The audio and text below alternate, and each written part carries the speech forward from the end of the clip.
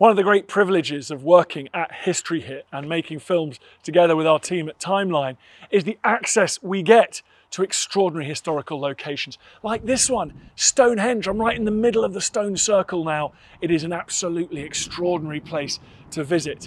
If you want to watch the documentary like the one we're producing here, go to History Hit TV. It's like Netflix for history. And if you use the code TIMELINE when you check out, you'll get a special introductory offer. See you there.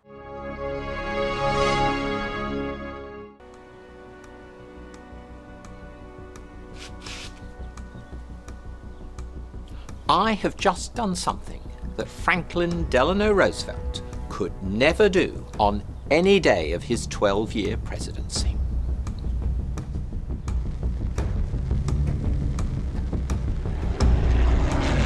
(1945). As the global war reached its devastating climax, Franklin Roosevelt was the supreme figure of the wartime alliance, but also a man living on borrowed time. Roosevelt's health was collapsing, sapped by chronic heart disease and by 2 decades as a secret paraplegic. One wartime American general nicknamed him Rubber Legs. But few Americans were aware that their president could not walk unaided, or that he'd been diagnosed as being on the brink of cardiac failure.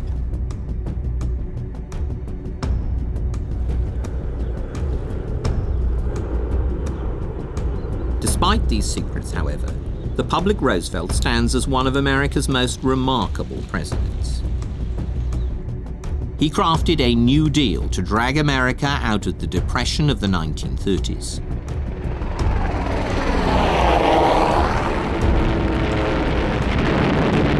And amid the catastrophe of World War II, he envisioned a New Deal to redeem the whole world. We are going to win the war, and we are going to win the peace that follows.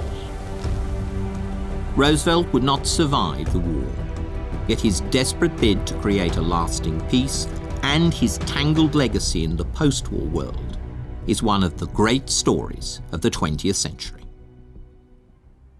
By 1945, Franklin Roosevelt was a man inspired by visions of a better world, yet also gripped by deep personal anxieties. America's wheelchair president, racing to shape the future before his past caught up with him.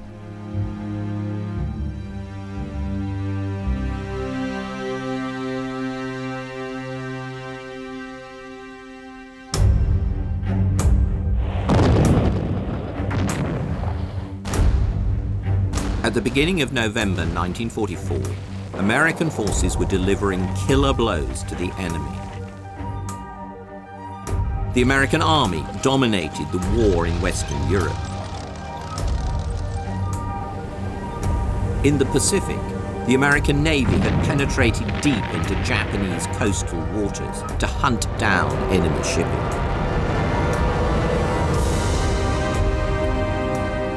At home, the arsenal of democracy was producing more combat aircraft than Britain and Russia combined. Pundits were already talking of the superpowers, with America in a league of its own.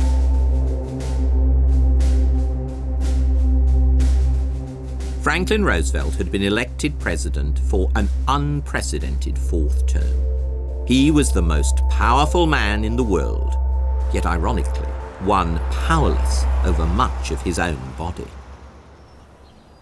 On election night, 7th of November 1944, Roosevelt sat here on the front porch of Springwood, the family mansion in Hyde Park, some 75 miles north of New York, savouring the taste of victory. From the porch, FDR could look along the avenue to the Albany Post Road. It was a view he knew so well.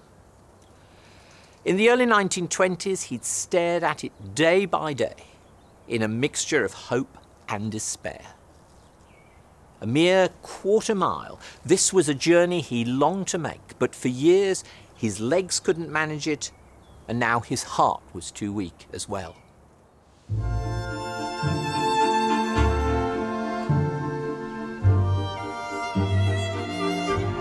Franklin Delano Roosevelt's character was forged in a unique crucible of privilege and then adversity.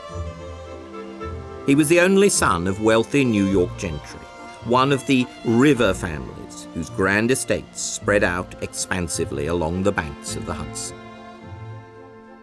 After a pampered childhood dominated by his widowed mother, Sarah Delano Roosevelt, he went to Groton, modelled on the English Victorian public schools, on to Harvard, and then into a Manhattan law firm, a good springboard for politics.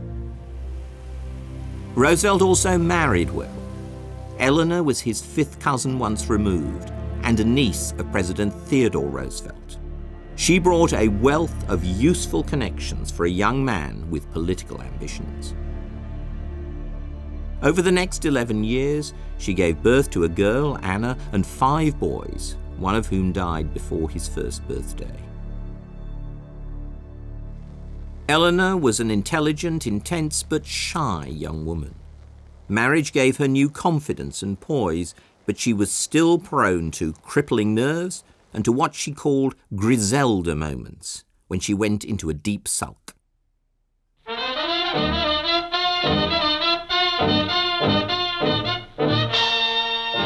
The young FDR, by contrast, modelled himself on Uncle Ted with his brash, whirlwind style, even though his own branch of the family were Democrats, not Republicans. His early political career was dazzling. FDR rose through New York state politics to become Assistant Secretary of the Navy during World War I, while still in his 30s. The Navy became a lifelong passion. But even more enduring was the influence of his wartime boss, President Woodrow Wilson. Wilson tried to sell Americans on his vision for a lasting peace, built around the League of Nations. But the Senate rejected his plans, America slipped back into isolationism, and Wilson himself was laid low by a massive stroke, which paralyzed him and the remainder of his presidency. For the rest of his life, FDR would be inspired by Wilson's political ideals and also haunted by Wilson's personal tragedy. In 1920, aged 38, FDR ran as the Democratic Party's vice presidential candidate. Although the Democrats lost, he was clearly a rising star, yet one already with secrets. This was a man who flew high, but lived dangerously. FDR revelled in the attention that came with politics. In 1918, one journalist penned this almost sensuous portrait. His face is long, firmly shaped and set with marks of confidence. Intensely blue eyes rest in light shadow. A firm, thin mouth breaks quickly to laugh, openly and freely. Roosevelt knew he was attractive to women, and he enjoyed it. Although married with a family, he was an incorrigible flirt. But his affection for Lucy Mercer, Eleanor's secretary, was no mere flirtation. We're all alone, no chaperone can get our number. The world's in slumber, let's misbehave. Lucy was tall and elegant, with a rich voice, deep eyes, and a dazzling smile. Just how far things went between them during World War I is not clear, but FDR seems to have talked for a time about marriage. Their letters were certainly passionate, as Eleanor discovered when she found them by chance in 1918. Let's misbehave.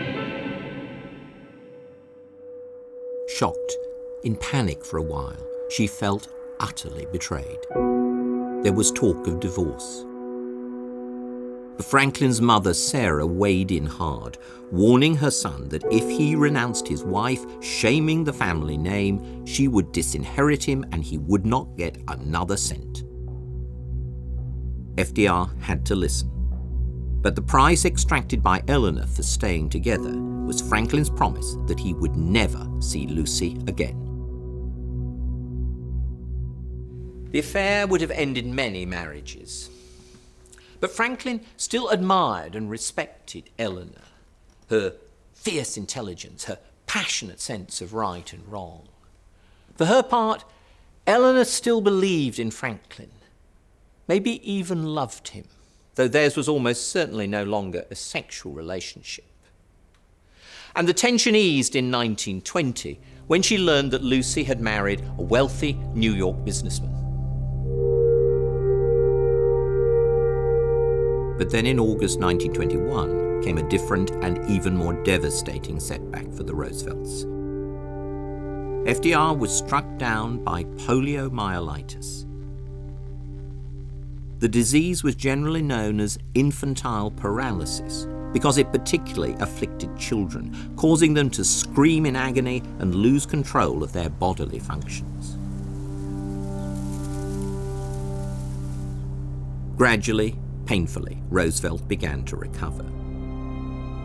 But his thighs and legs remained unusable, and he was confined to a wheelchair. Hating the hospital variety, FDR had wheels put on ordinary wooden chairs, which were less obtrusive. He had a special car made, which he could drive without using any foot pedals. At Springwood, ramps were installed, and he was moved from floor to floor via a pulley lift in the servants' quarters, originally used for cases and trunks. Let me be blunt about what polio had done to this handsome, ambitious, virile politician. He was now a man who could not dress or undress himself, who had to be heaved into bed or placed on a toilet. In the language of the time, he was now a cripple at the age of 39. How would he face such a life? Franklin's mother was once again quite sure what the future must be. Her beloved son should retreat to the Hudson and retire from public view.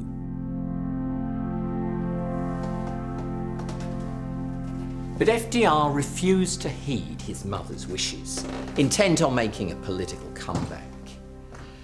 He called his polio a childish disease, something that a strong adult should simply outgrow. Against all the odds, this mama's boy, whom she dressed for much of his childhood in girls' clothes and little Lord Fauntleroy outfits, dug deep, finding an iron determination and radiating hope.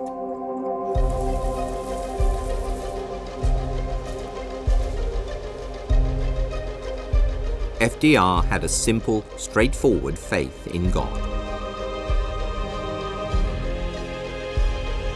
Like his father, he was a vestryman at the local Episcopal church and was sustained by an underlying belief that Providence was watching over him.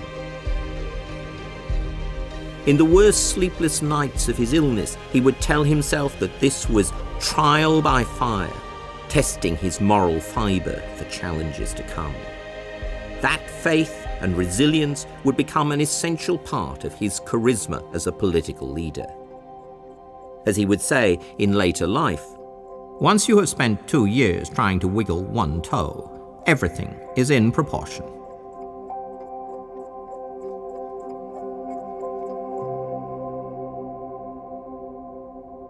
Roosevelt's battle with himself accentuated the secretiveness ingrained in him as an only child. Being mysterious, holding his cards close to his chest, would become central to FDR's political identity, allowing him to be all things to all men. In 1939, the Washington Press Corps caricatured him as the Sphinx. Even those closest to Roosevelt only understood a fraction of his mind and very little of his heart.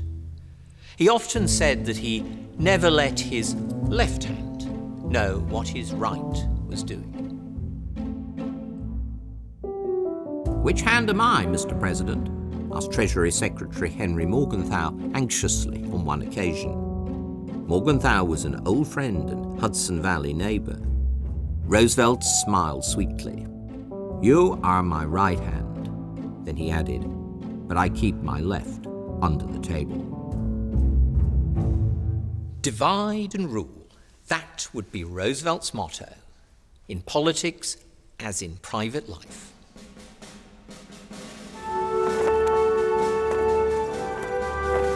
No one stereotyped as a man in a wheelchair could hope to succeed politically in that day and age. Somehow Roosevelt had to walk again, or at least appear to.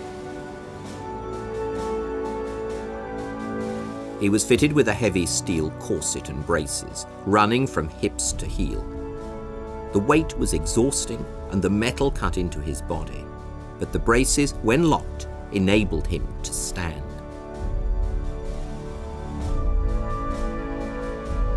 He then worked to build up his torso so he could maneuver his locked pelvis and legs forward. Finally, he tried to walk.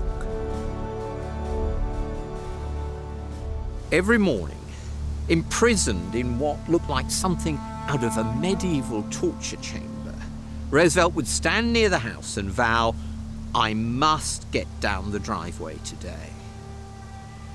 Then he would set out towards the gates, using crutches to heave each side of his body forward. After a few steps, he'd pause to rest, covered in sweat. Sometimes he'd crash to the ground and have to be put back, fuming, into his wheelchair. FDR never abandoned hope that he'd make it right down to the Albany Post Road.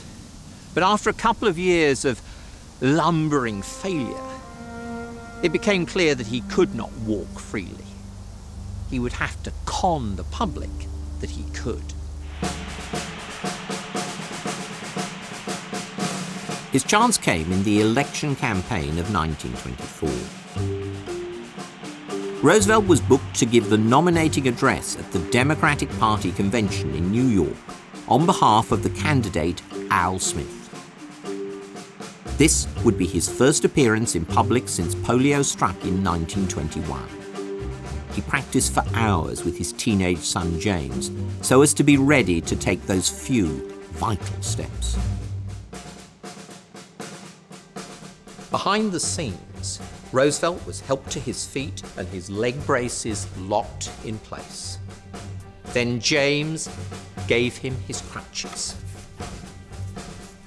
FDR slowly heaved himself across the stage, eyes down, face fixed in concentration.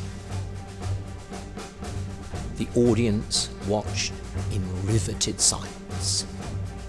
In the gallery, Eleanor knitted like a maniac. When he reached the rostrum, Roosevelt handed back his crutches. He held onto the podium for dear life, grinning broadly as the crowd cheered. Roosevelt spoke for a full half hour with energy and animation, seeming almost to glow in the spotlights. At the end, he praised Al Smith as the happy warrior of the political battlefield, a reference to Wordsworth's poem honouring Admiral Lord Nelson. But it was clear from press reaction that the happy warrior who stood out on that hot June day in New York was not Al Smith, but Franklin Roosevelt. Smith failed to win the presidency in 1924, but tried again in 1928, with Roosevelt once more making the speech of nomination, this time in Houston, Texas. By now, FDR was an accomplished public speaker. More important still, he had become a public walker. Fitted with steel braces and gripping the arm of his son Elliot, this time FDR walked to the podium using only a cane. The speech was a complete success. Americans concluded that Roosevelt had clearly recovered. He was no longer crippled, merely a bit lame. In a way, his ordeal now seemed a positive asset. One New York paper lauded him as a figure tall and proud even in suffering, a man softened and cleansed and illumined with pain.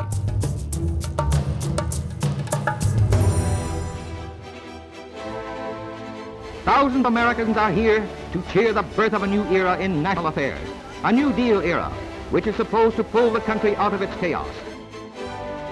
4 years later, in 1932, with America hit by the worst depression of its history, Roosevelt himself ran for the presidency, gaining a landslide victory and becoming the first Democrat to occupy the White House since his political mentor, Woodrow Wilson. Never was there such a joyful, jubilant, yelling, applauding inauguration crowd. Roosevelt is the nation's idol here today. First of all, let me assert my firm belief that the only thing we have to fear is fear itself. Amazingly, even after he took office, most Americans never discovered Roosevelt's secret. Press and photographers maintained a discreet silence about his disability. The only surviving shots of FDR in a wheelchair come from family photos or home movies. But appearance didn't alter reality.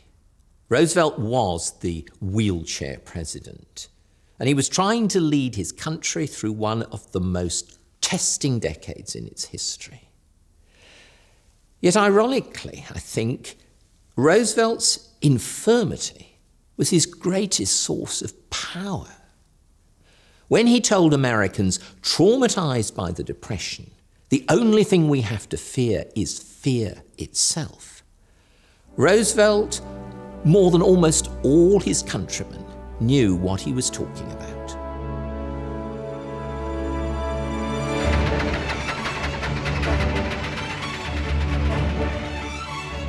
In his first 2 terms, Roosevelt was preoccupied with his New Deal for America, to pull the country out of the Depression through massive spending on infrastructure and social programs.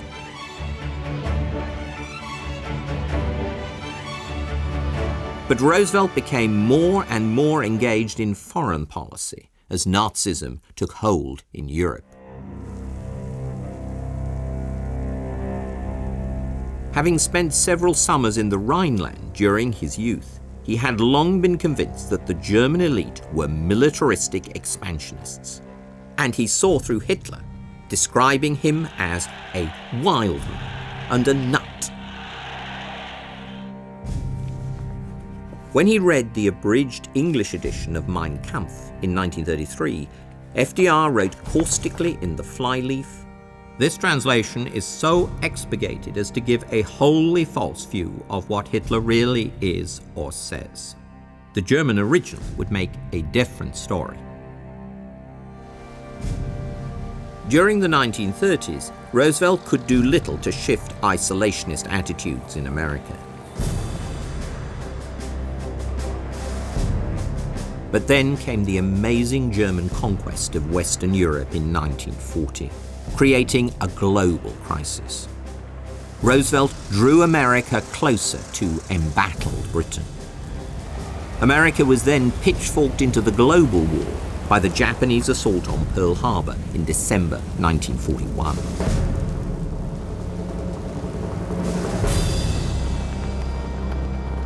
Powerful and resourceful gangsters have banded together to make war upon the whole human race. Their challenge has now been flung at the United States of America. We are now in this war. We're all in it, all the way. Every single man, woman, and child is a partner in the most tremendous undertaking of our American history.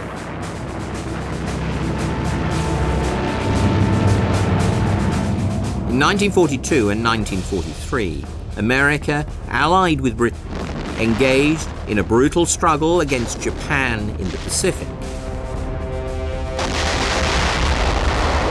and also threw its troops against the Germans in North Africa,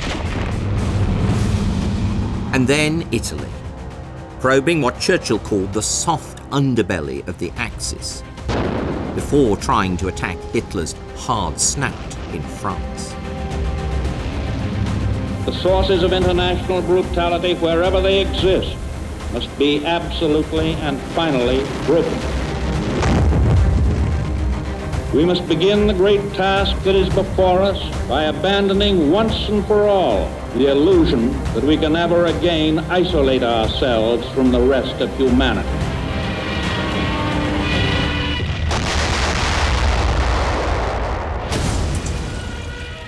But the war posed new challenges for an already weary president.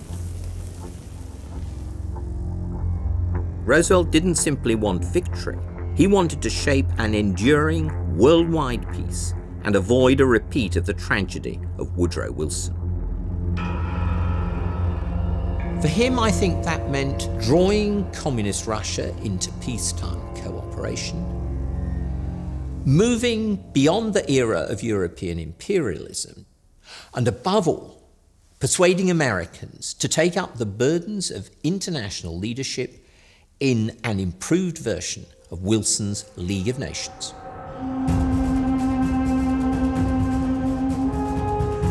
It was in search of those goals that Roosevelt travelled halfway around the world in November 1943 for summit meetings in Tehran and Cairo. Here the man they nicknamed the Sphinx could take the measure of foreign leaders and test his political skills. Would his secretive, enigmatic nature, seeming to be all things to all men, work on the world stage?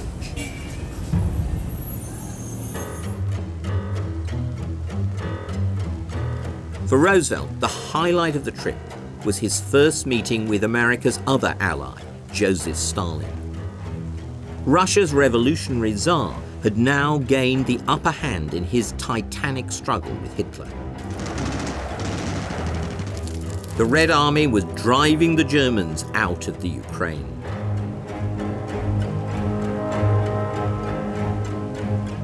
Roosevelt hoped to establish a close personal relationship with the Soviet leader. Terse, soft-spoken with a dry humour, Stalin seemed like a man with whom he could do business. But Roosevelt had to persuade Winston Churchill, the British Prime Minister. Churchill also felt he could work with Stalin personally, but as an inveterate anti-communist, he harboured dark fears about what might happen if Soviet ideology caught fire across Europe. Roosevelt's mind, by contrast, was more open. To him, Stalinism seemed very different from Leninism. The Soviets had dropped the official ideology of world revolution and had allied with the West. Roosevelt genuinely believed, I think, that it was possible to bring the Reds in from the cold, into the family of nations, and that he was the man to do it. At Tehran, Roosevelt was willing to manipulate his old ally, Winston, to achieve his goal. Keen to show the Soviets that America and Britain weren't operating as a bloc, Roosevelt went out of his way to side with Stalin against Churchill. Together, they baited the British leader about the number of Germans that should be shot after the war. Roosevelt envisaged Russia with Britain as one of the policemen who would ensure peace and order in the post-war world, as bulwarks of the new United Nations organization. Roosevelt's other pitch for Stalin's goodwill at Tehran was tied up with his great aim for the post-war world, the end of empire. Imperialism was one of Roosevelt's obsessions. But he viewed it as essentially a vice of the Europeans with their far-flung colonial empires. He didn't seem to recognize the expansion of Russia across Asia as imperialist, and certainly not the expansion of the United States from the Atlantic to the Pacific. When meeting on their own at Tehran, Roosevelt treated Stalin almost as a fellow anti-imperialist when discussing how to handle this issue with the reactionary Europeans. He told Stalin that after 100 years of French rule in Indochina, the inhabitants were worse off than they'd been before. As for the British Raj in India, Roosevelt advocated what he called reform from the bottom, somewhat on the Soviet line. To which Stalin responded dryly, reform from the bottom would mean a revolution.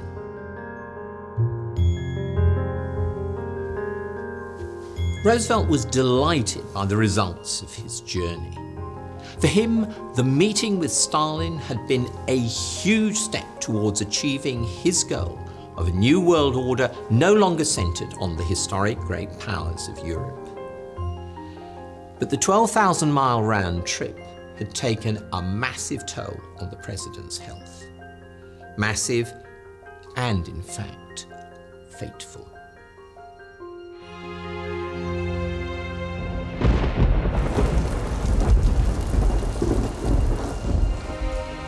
Back in Washington in December 1943, Roosevelt was struck down with flu and seemed unable to regain his strength.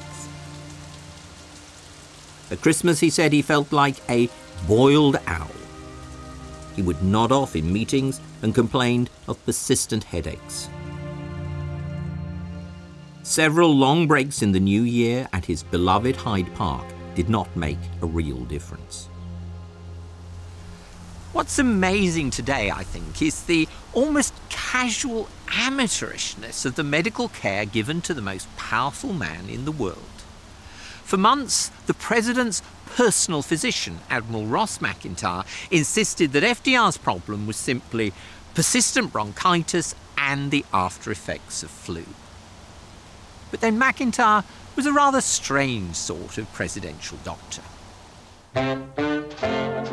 McIntyre's day job was Surgeon General of the US Navy, the Navy's top medical post, responsible for 52 hospitals and 175,000 doctors and nurses. Looking after the president was done on the side. He got that job through contacts in the right places and because Roosevelt had a chronic sinus condition, and he was an ear, nose and throat specialist. Drive on, I hear the word of the Lord.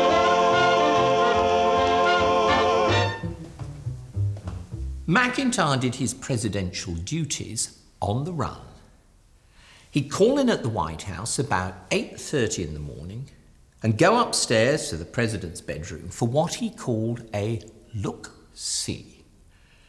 This consisted of sitting around while Roosevelt, still in bed, ate breakfast and chatted about what was in the morning newspapers.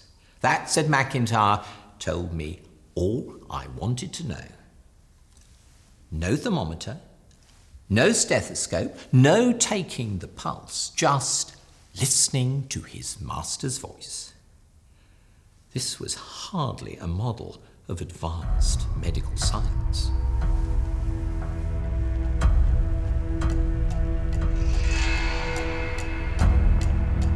It was not until March 1944, when the president was running a temperature of 104 degrees, that McIntyre grudgingly arranged for him to have a checkup at Bethesda Naval Hospital on the outskirts of Washington. In secret, he was put onto the presidential train at Hyde Park and taken for what was probably the first serious medical examination of his whole presidency. Bethesda was the Navy's premier hospital, and the president was being seen by one of its young, up-and-coming cardiologists, Dr. Howard Bruin. FDR was wheeled in, jocular and chatty. He kept that up the whole time, a cover Bruin guessed for inner anxiety. The checkup itself was deeply alarming. These are Dr. Bruin's original examination notes. The president's lungs were congested, his heart enormous, and blood pressure readings dangerously high, 170/110, way above the norm. Bruin wrote that he was appalled at what he'd found. The diagnosis here is stark. Hypertension, hypertensive heart disease, cardiac failure.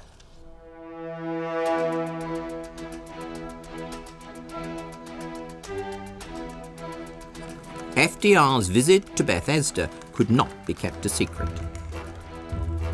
But at a press conference, Admiral McIntyre insisted brazenly that the president's health was satisfactory, apart from the lingering effects of flu and bronchitis. What FDR needed, claimed his doctor, was just a bit more exercise and sunshine. Behind the scenes, however, McIntyre fought a desperate rearguard action against Bruin's devastating diagnosis. The young cardiologist was insisting that Roosevelt needed injections of the drug Digitalis to strengthen his heart, a regular daily pattern of rests in bed, and a strict diet to wean him off rich food, his infamous evening cocktails, and 20 or 30 cigarettes a day. McIntyre was absolutely furious. "You can't do that," he shouted. "This is the President of the United States." But Bruin was sure that is would become was if they didn't act quickly. And he calmly stuck to his guns before 3 boards of senior Washington medics.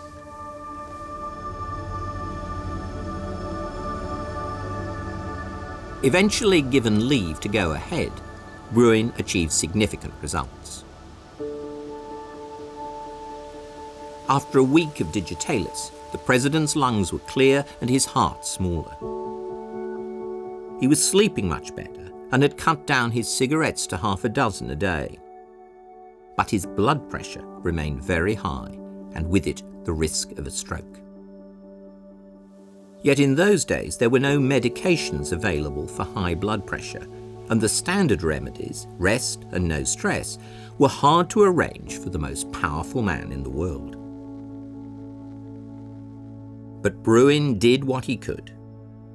He persuaded FDR to take a break on the estate of an old friend, Bernard Baruch, in South Carolina. Early nights and a lot of fishing were real tonics. Roosevelt liked it so much that he stayed 4 weeks. But none of this dealt with the basic problem. How could the ailing president survive all the pressures?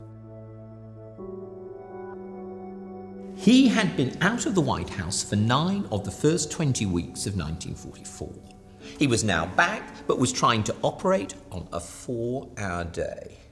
This was hardly satisfactory for the President of the United States, especially a president who was planning to run for a 4th term.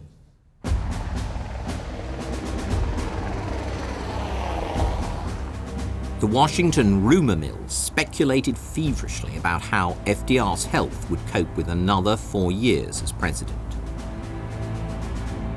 The choice of his new vice presidential running mate would be critical. Roosevelt dithered about the alternatives, only late in the day plumping for the obscure and inexperienced Senator Harry Truman of Missouri, and getting very stressed about the whole business. It was another alarming sign of FDR's infirmity. Dr. Howard Bruin was never consulted, but looking back, he had no doubt that a 4th term was a medical impossibility. And deep down, FDR surely knew this too. I think it's telling that at the end of his checkup at Bethesda, the president thanked Dr. Bruin and the staff, but then left without asking a single question. He carried on avoiding any discussion of his real condition with Bruin or any other qualified doctor. I think Roosevelt didn't want to know. Perhaps he couldn't afford to know, for this was a man with a vision who, like most statesmen, had come to see himself as irreplaceable. With vision comes hubris, the cardinal sin of all political veterans. In the summer of 1944, as the war boiled up to its climax, the wheelchair president was sure that he had to stay around to shape the political future. But given the desperate state of his health, this was a reckless gamble.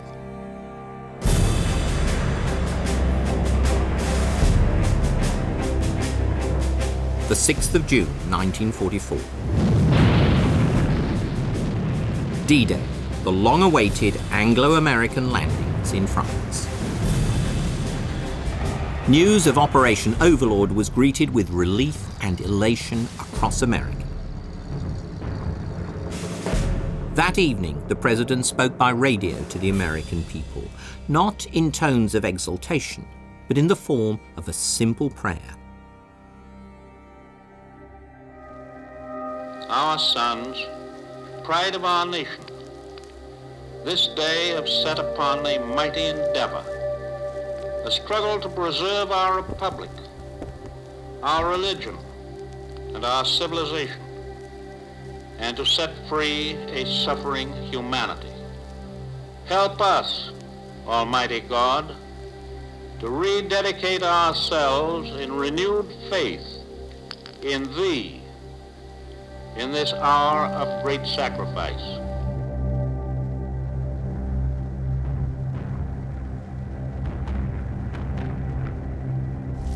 But for the moment, the GIs didn't get much farther than the hedgerows of Normandy, pinned down by fierce German resistance.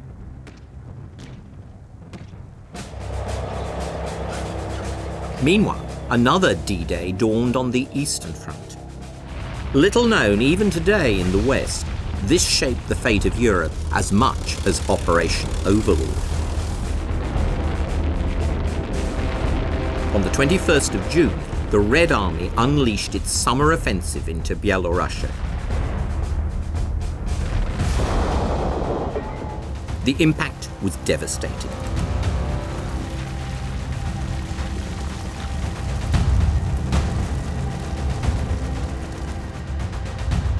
In 5 weeks, while Eisenhower and Montgomery were bogged down in Normandy, the Red Army destroyed 20 German divisions and drove forward 450 miles to the gates of Warsaw.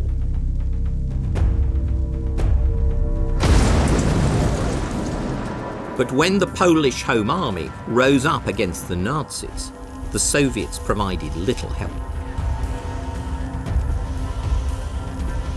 Admittedly, the Red Army was now exhausted and in no condition to assault a well-defended city.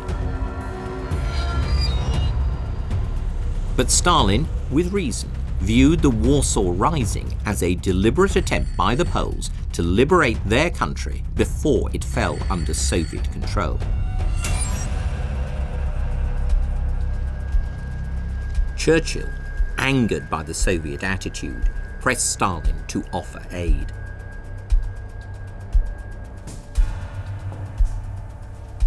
Machiavellian as ever in his approach to ends and means, Roosevelt kept out of this argument. For him, the real goal continued to be forging a long-term partnership with the Soviet leader. At Tehran, he'd even pretended to snooze when Stalin and Churchill haggled over the details of Eastern Europe, joking, "I don't care two hoots about Poland. Wake me up when we talk about Germany."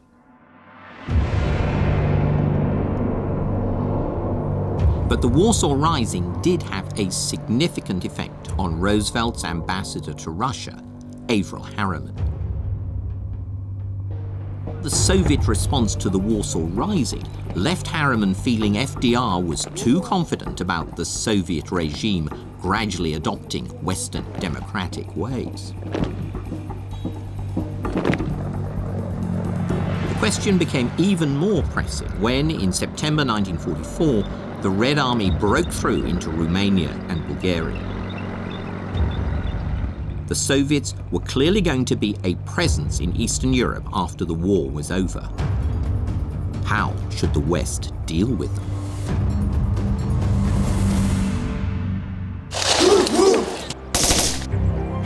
The Battle of Wills with Stalin would become one of the heaviest burdens on the already weary president. His fourth term would also see a betrayal in his marriage.